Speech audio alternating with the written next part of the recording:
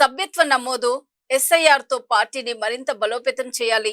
BRS working president KTR సూచించారు. మంగళవారం హైదరాబాద్ లోని ఆయన నివాసంలో షాద్ నగర్ కు చెందిన బీఆర్ఎస్ నాయకులు వై రవీందర్ యాదవ్, మురళీకృష్ణ యాదవ్ మర్యాదపూర్వకంగా కేటీఆర్ ని కలుసుకున్నారు. ఈ సందర్భంగా నియోజకవర్గంలో పార్టీ పరిస్థితులు, కార్యకలాపాలపై కేటీఆర్ వారితో చర్చించి వివరాలు అడిగి తెలుసుకున్నారు.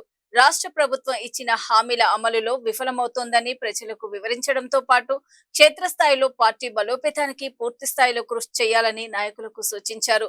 సభ్యత్వ నమోదు కార్యక్రమం, ఓటర్ల జాబితా మార్పులు, పార్టీ విస్తరణ తదితర అంశాలపై అనుసరించాల్సిన వ్యూహాలను వివరించారు.